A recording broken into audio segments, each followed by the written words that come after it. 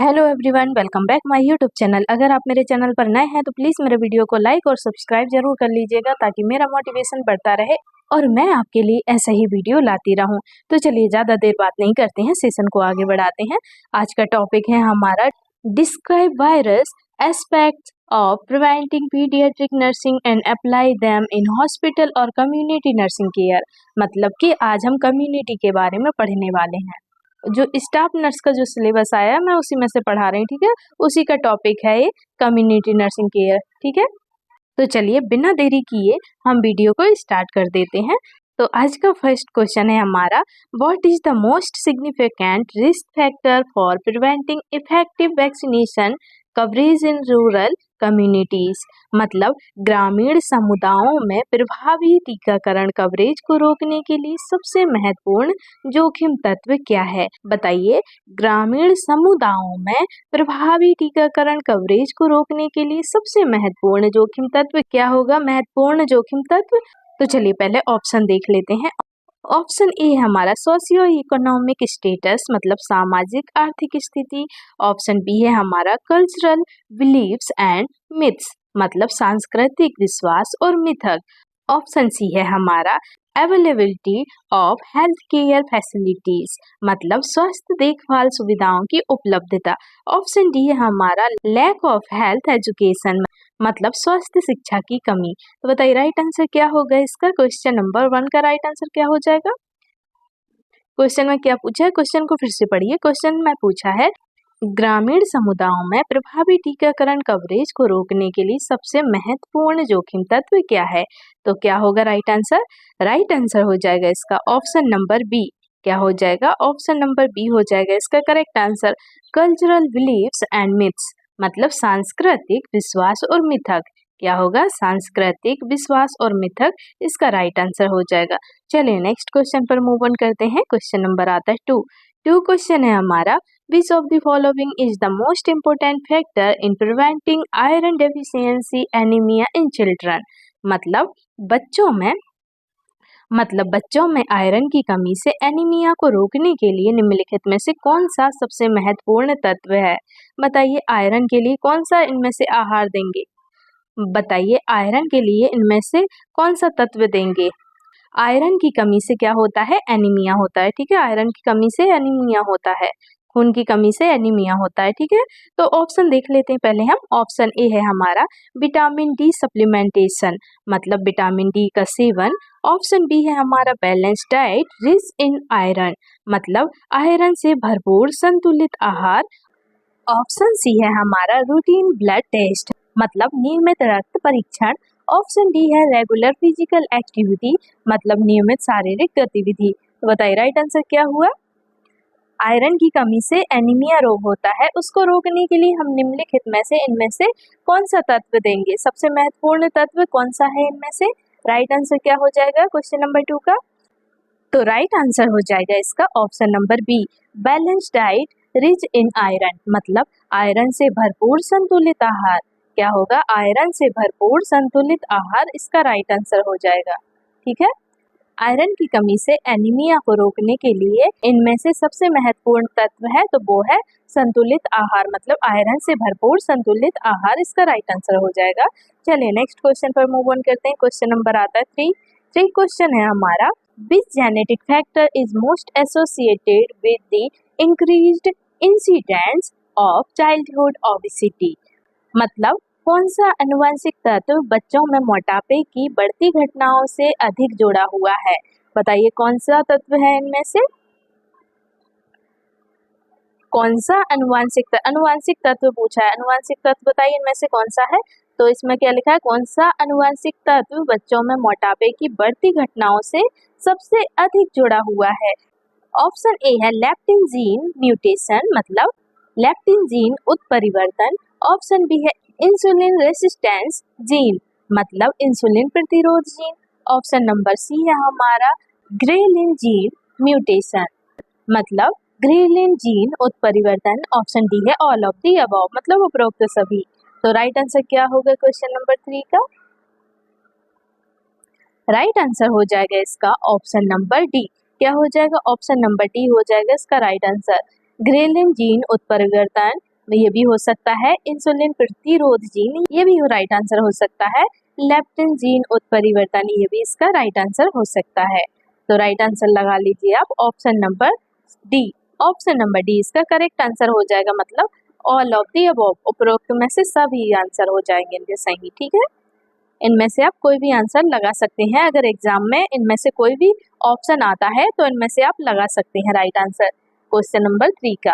ठीक है, question number 3 का राइट आंसर हो जाएगा ऑप्शन नंबर डी। चलिए नेक्स्ट क्वेश्चन पर मूव ऑन करते हैं। क्वेश्चन नंबर आता है हमारा 4 क्वेश्चन है हमारा, how does early exposure to environmental toxins such as lead affect children's development outcomes. पर्यावरणीय विषाक्त पदार्थों जैसे कि सीसा का बच्चों के विकासात्मक परिणामों पर किस प्रकार प्रभाव पड़ता है। बताइए इनमें से किस प्रकार प्रभाव पड़ेगा बच्चों पर। बच्चों के विकासात्मक परिणामों पर किस प्रकार प्रभाव पड़ेगा बताइए। तो ऑप्शन ए है, it causes long term cognitive difficulties, मतलब यह दीर्घकालिक संज्ञानात्मक दोषों का कारण बनता है। ऑप्शन बी है हमारा, इट इनहेंसेस ब्रेन डेवलपमेंट, मतलब यह मस्तिष्क के विकास को बढ़ाता है। ऑप्शन सी है हमारा, it has no significant effect, मतलब इसका कोई महत्वपूर्ण प्रभाव नहीं है। ऑप्शन डी है हमारा, इट इम्प्रूव्स मोटर स्किल्स, मतलब यह मोटर कौशल में सुधार करता है। तो राइट आंसर क्या हुआ इसका क्वेश्चन नंबर 4 का। क्या पूछा है, पर्यावरणीय विषाक्त पदार्थों जैसे कि सीसा का बच्चों के विकासात्मक परिणामों पर किस प्रकार प्रभाव पड़ता है। किस प्रकार प्रभाव पड़ेगा बच्चों के विकासात्मक पर, बताइए। बच्चों के विकासात्मक परिणामों पर किस प्रकार प्रभाव पड़ेगा, किस प्रकार पड़ेगा बताइए। राइट आंसर क्या हो जाएगा इसका। तो राइट आंसर हो जाएगा इसका option number A, it causes long term cognitive difficulties, मतलब यह दीर्घकालिक संज्ञानात्मक दोषों का कारण बनता है। क्या है, यह दीर्घकालिक संज्ञानात्मक दोषों का कारण बनता है। तो राइट आंसर लगा लीजिए इसका ऑप्शन नंबर ए। चलिए नेक्स्ट क्वेश्चन पर आते हैं। क्वेश्चन नंबर आता है हमारा 5। क्वेश्चन नंबर 5 है हमारा, in paediatric nursing which factor is most predictive of vaccine hesitancy in parents, मतलब बाल रोग नर्सिंग में कौन सा तत्व माता पिता में टीका लेने में संकोच करने का सबसे अच्छा पूर्वानुमान करता है।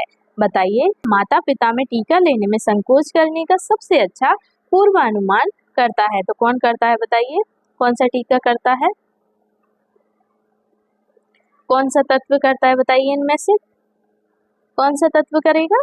तो चलिए ऑप्शन देख लेते हैं। ऑप्शन ए कहता है हमारा, miss information about vaccine side effect, मतलब टीके के दुष्प्रभावों के बारे में गलत जानकारी। ऑप्शन बी कहता है हमारा, trust in health care providers, मतलब स्वास्थ्य सेवा प्रदाताओं पर विश्वास। ऑप्शन सी कहता है हमारा, availability of health care services, मतलब स्वास्थ्य सेवाओं की उपलब्धता।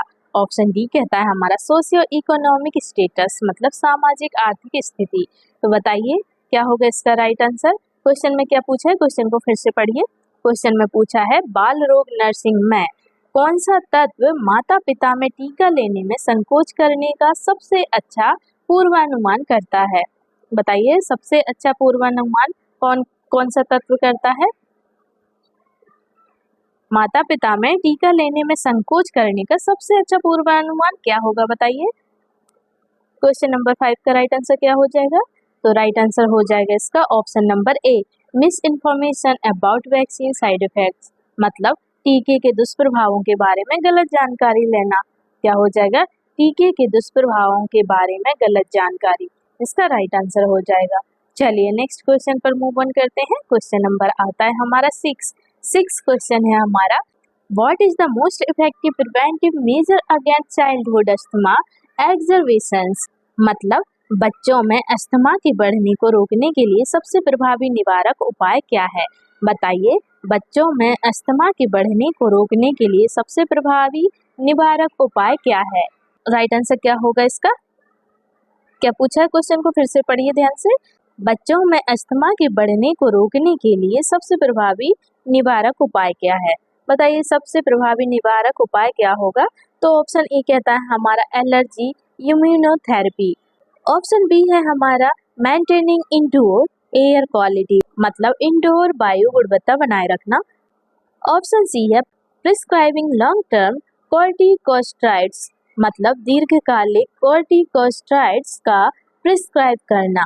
ऑप्शन डी कहता है हमारा अवॉइडिंग फिजिकल एक्टिविटी मतलब शारीरिक गतिविधि से बचना।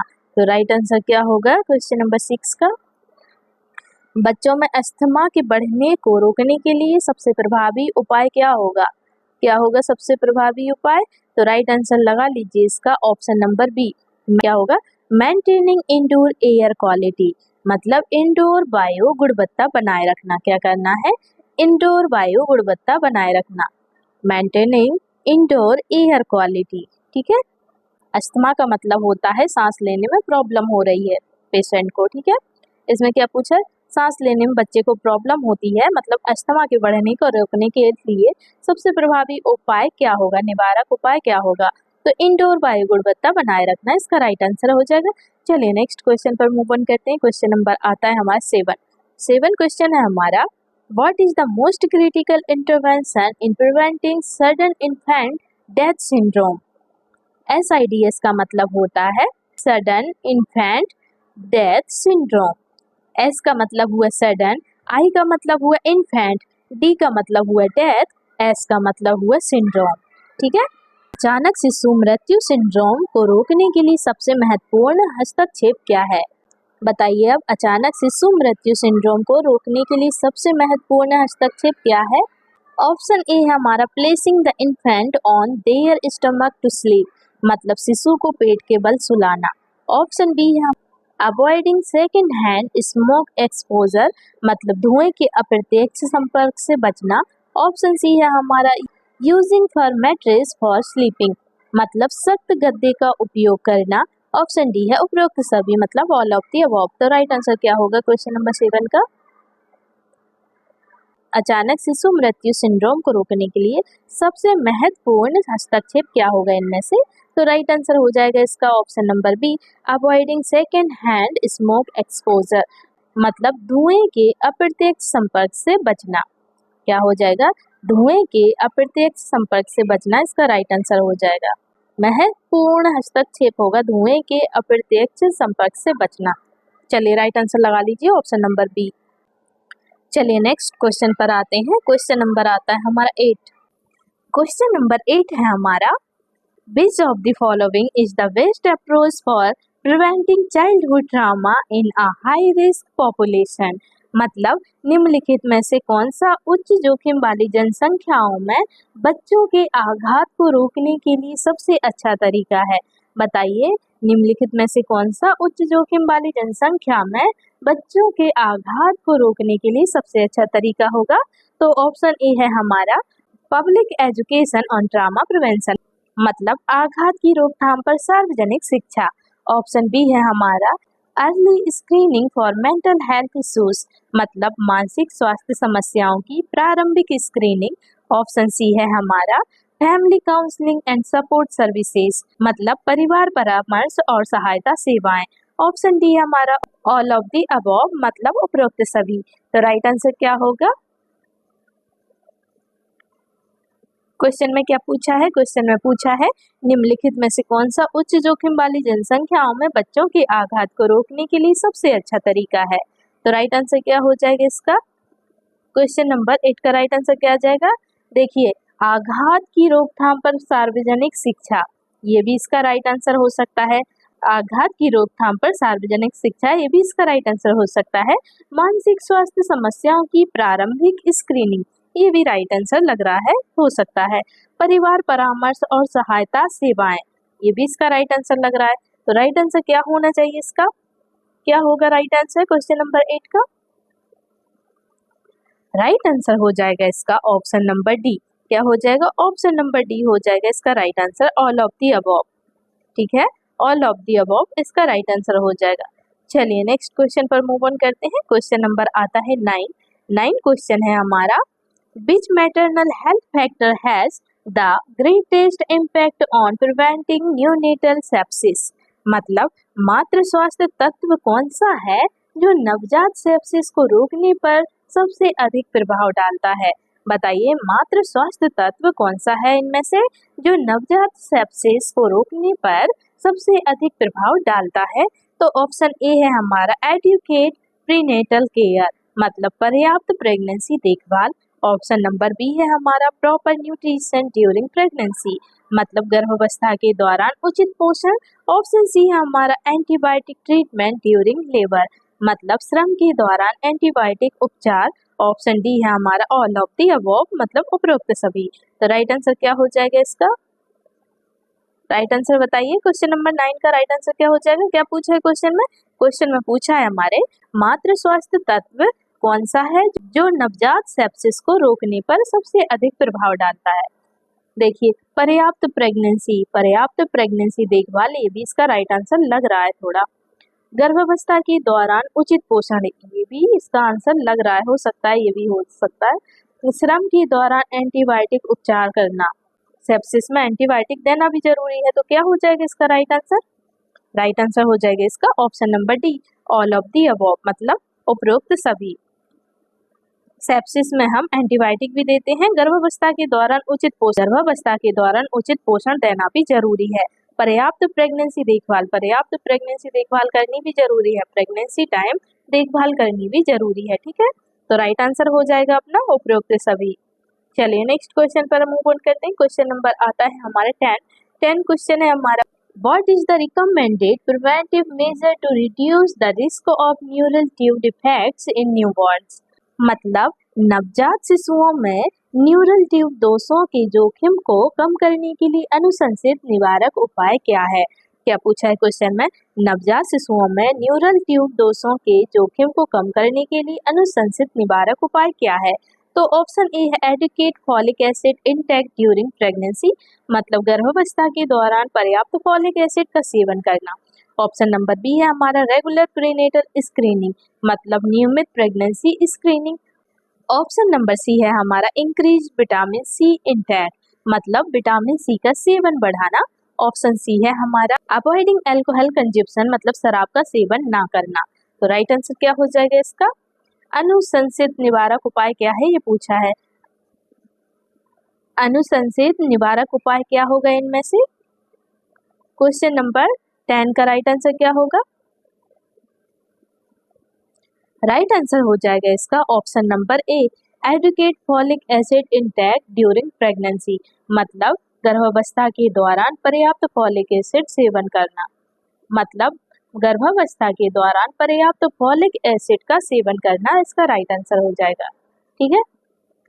ऑप्शन नंबर ए इसका करेक्ट आंसर हो जाएगा। क्वेश्चन में पूछा था नवजात शिशुओं में न्यूरल ट्यूब दोषों के जोखिम को कम करने के लिए अनुशंसित निवारक उपाय क्या है? तो इसका राइट आंसर हो जाएगा गर्भावस्था के दौरान पर्याप्त फॉलिक एसिड का सेवन करना।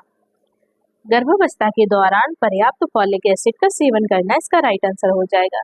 चलिए नेक्स्ट क्वेश्चन पर मूव ऑन करते हैं। क्वेश्चन नंबर आता है हमारा 11 क्वेश्चन है हमारा what is the primary strategy to prevent the transmission of HIV from mother to child, मतलब माँ से बच्चे में HIV के संचरण को रोकने की प्राथमिक रणनीति क्या है? बताइए अब माँ से बच्चे में HIV के संचरण को रोकने की प्राथमिक रणनीति क्या है? तो ऑप्शन ए है हमारा anti retroviral therapy for the mother during pregnancy, मतलब गर्भावस्था के दौरान माँ के लिए एंटी रेट्रोवायरल चिकित्सा। ऑप्शन बी है हमारा सिजेरियन डिलीवरी। ऑप्शन सी है हमारा एक्सक्लूसिव ब्रेस्ट फीडिंग, मतलब विशेष रूप से स्तनपान कराना। ऑप्शन डी है ऑल ऑफ दी अबव, मतलब उपरोक्त सभी। तो बताइए राइट आंसर क्या होगा? क्वेश्चन में क्या पूछा है? माँ से बच्चे में HIV के संचरण को रोकने की प्राथमिक रणनीति क्या है? बताइए इनमें से प्राथमिक रणनीति क्या होगी माँ से बच्चे में HIV के संक्रमण को रोकने की? बताइए माँ से बच्चे में HIV के संक्रमण को रोकने की प्राथमिक रणनीति क्या होगी इनमें से? राइट आंसर क्या हो जाएगा इसका? तो राइट आंसर हो जाएगा इसका ऑप्शन नंबर ए गर्भावस्था के दौरान माँ के लिए एंटी रेट्रोवायरल चिकित्सा देनी चाहिए। क्या होगी इसकी प्राथमिक रणनीति? क्या होगी प्राथमिक रणनीति? होगी इसकी गर्भावस्था के दौरान माँ के लिए एंटी रेट्रोवायरल चिकित्सा देना है, ठीक है। गर्भावस्था के दौरान माँ के लिए एंटी रेट्रोवायरल चिकित्सा की जरूरत होगी, ठीक है। तो राइट आंसर लगा लीजिए आप ऑप्शन नंबर ए। चलिए नेक्स्ट क्वेश्चन पर मूव ऑन करते हैं। क्वेश्चन नंबर आता है हमारा 12 क्वेश्चन है हमारा, how can paediatric nursing help in the prevention of childhood lead poisoning. मतलब बाल रोग नर्स बच्चों में सीसा विषाक्तता की रोकथाम में कैसे मदद कर सकते हैं। बाल रोग नर्स बच्चों में सीसा विषाक्तता की रोकथाम में कैसे मदद कर सकते हैं, बताइए कैसे करेगी नर्स सीसा विषाक्तता की रोकथाम, बताइए। ऑप्शन ए हमारा education families about lead sources, मतलब परिवारों को सीसा के स्रोतों के बारे में शिक्षा देना। ऑप्शन बी है हमारा advocating for the removal of LED based paint, मतलब सीसा आधारित पेंट को हटाने के लिए वकालत करना। ऑप्शन सी है हमारा screening children for lead exposure, मतलब बच्चों को सीसा के संपर्क के लिए स्क्रीनिंग करना। ऑप्शन डी है हमारा ऑल ऑफ दी अबव। तो राइट आंसर क्या होगा इसका? क्वेश्चन नंबर 12 का राइट आंसर बताइए क्या होगा। क्या पूछा है क्वेश्चन में पूछा है बाल रोग नर्स बच्चों में सीसा विषाक्तता की रोकथाम में कैसे मदद कर सकते हैं, बताइए कैसे मदद करेगी नर्स। बाल रोग नर्स बच्चों में सीसा विषाक्तता की रोकथाम में कैसे मदद करेगी। तो राइट आंसर क्या हो जाएगा इसका? राइट आंसर हो जाएगा ऑप्शन नंबर डी, बच्चों को सीसा के संपर्क के लिए स्क्रीनिंग करना। ये भी सही हो सकता है इसका आंसर। सीसा आधारित पेंट को हटाने के लिए वकालत करना, ये भी राइट आंसर हो सकता है। परिवारों को सीसा के स्रोतों के बारे में शिक्षा देना, ये भी इसका राइट आंसर हो सकता है। तो राइट आंसर इसके सभी होंगे, तो लगा लीजिए option number D. Option number D इसका करेक्ट आंसर हो जाएगा। चलिए नेक्स्ट क्वेश्चन पर आते हैं। क्वेश्चन नंबर आता है 13 क्वेश्चन है हमारा, what is the most effective strategy to prevent child sexual abuse, मतलब बाल यौन शोषण को रोकने के लिए सबसे प्रभावी रणनीति क्या है। अब बताइए बाल यौन शोषण को रोकने के लिए सबसे प्रभावी रणनीति क्या है, क्या होगी सबसे प्रभावी रणनीति इनमें से। चलिए ऑप्शन देख लेते हैं हम। ऑप्शन ए कहता है हमारा educating about body anatomy and boundaries, मतलब शारीरिक स्वायत्तता और सीमाओं के बारे में शिक्षा। ऑप्शन बी है हमारा implementing stricter loss and penalties, मतलब कड़े कानूनों और दंडों को लागू करना। ऑप्शन सी है regular health checkups for children, मतलब बच्चों के लिए नियमित स्वास्थ्य जांच। ऑप्शन डी है हमारा ऑल ऑफ दी अबव। तो राइट आंसर क्या हुआ इसका? क्वेश्चन नंबर 13 का राइट आंसर क्या हो जाएगा? राइट आंसर हो जाएगा इसका ऑप्शन नंबर ए। क्या हो जाएगा? ऑप्शन नंबर ए इसका करेक्ट आंसर हो जाएगा। Educating about body anatomy and boundaries, मतलब शारीरिक स्वायत्तता और सीमाओं के बारे में शिक्षा देना। क्या हो जाएगा राइट आंसर? शारीरिक स्वायत्तता और सीमाओं के बारे में शिक्षित करना। ठीक है, राइट आंसर लगा लीजिए ऑप्शन नंबर ए। चलिए नेक्स्ट क्वेश्चन पर मूव ऑन करते हैं। क्वेश्चन नंबर आता है 14 क्वेश्चन है हमारा, what is the first step in the management of acute anaphylaxis in the children, मतलब बच्चों में तीव्र एनाफ्लेक्सिस के प्रबंधन में पहला कदम क्या है। बताइए बच्चों में तीव्र एनाफ्लेक्सिस के प्रबंधन में पहला कदम क्या होगा। तो ऑप्शन ए है हमारा एडमिनिस्ट्रिंग एपिनेफ्रिन, मतलब एपिनेफ्रिन का प्रशासन। ऑप्शन बी है हमारा परफॉर्मिंग कार्डियोपल्मोनरी रेसिस्टेशन, मतलब सीपीआर। ऑप्शन नंबर सी है हमारा प्रोवाइडिंग एंटीहिस्टामाइन्स, मतलब एंटीहिस्टामिन प्रदान करना। ऑप्शन नंबर डी है हमारा एलिवेटिंग द लेग्स, मतलब पैरों को ऊपर उठाना। तो राइट आंसर क्या होगा क्वेश्चन नंबर 14 का? बच्चों में तीव्र एनाफ्लेक्सिस के प्रबंधन में पहला कदम क्या है। बताइए एनाफ्लेक्सिस होता है तो हम कौन सी दवाई देंगे इनमें से, बताइए इनमें से क्या देंगे हम। एनाफ्लेक्सिस के प्रबंधन में हम पहला कदम क्या उठाएंगे, पहला कदम क्या होगा हमारा। बच्चों में तीव्र एनाफ्लेक्सिस के प्रबंधन में पहला कदम क्या होगा। राइट आंसर क्या हो जाएगा इसका? राइट आंसर हो जाएगा इसका ऑप्शन नंबर ए। क्या हो जाएगा? ऑप्शन नंबर ए हो जाएगा एडमिनिस्ट्रिंग एपिनेफ्रिन। क्या हो जाएगा? एडमिनिस्ट्रिंग एपिनेफ्रिन, मतलब एपिनेफ्रिन का प्रशासन। एनाफ्लेक्सिस के प्रबंधन में पहला कदम होगा एपिनेफ्रिन का प्रशासन। ठीक है, एपिनेफ्रिन का प्रशासन इसका राइट आंसर हो जाएगा। चलिए नेक्स्ट क्वेश्चन पर मूव ऑन करते हैं। क्वेश्चन नंबर आता है 15 क्वेश्चन है हमारा, how does maternal smoking during pregnancy influence the development of childhood asthma? क्या है? How does maternal smoking during pregnancy influence the development of childhood asthma? मतलब गर्भावस्था के दौरान मात्र धूम्रपान बच्चों में अस्थमा के विकास को कैसे प्रभावित करता है? क्या है? गर्भावस्था के दौरान मात्र धूम्रपान बच्चों में अस्थमा के विकास को कैसे प्रभावित करता है? कैसे प्रभावित करता है बताइए? तो ऑप्शन ए है हमारा, इट ट्रिगर्स अस्थमा अटैक्स, मतलब यह अस्थमा के हमलों को उत्तेजित करता है। ऑप्शन बी है हमारा, it contributes to lung development issues, मतलब यह फेफड़ों के विकास में समस्याओं का कारण बनता है। ऑप्शन सी है हमारा, इट कॉजेज प्रीमेच्योर बर्थ, मतलब यह समय से पहले जन्म का कारण बनता है। ऑप्शन नंबर डी हमारा, ऑल ऑफ द अबव, मतलब उपरोक्त सभी। बताइए राइट आंसर क्या हो जाएगा? अगर माँ गर्भावस्था के दौरान धूम्रपान करती है तो बच्चों में अस्थमा के विकास को कैसे प्रभावित करता है? बताइए कैसे प्रभावित करेगा?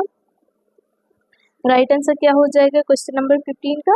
तो ऑप्शन नंबर डी हो जाएगा इसका राइट आंसर। ठीक है, यह अस्थमा के हमलों को उत्तेजित करता है, ये भी सही है। यह फेफड़ों के विकास में समस्याओं का कारण बनता है, ये भी सही है।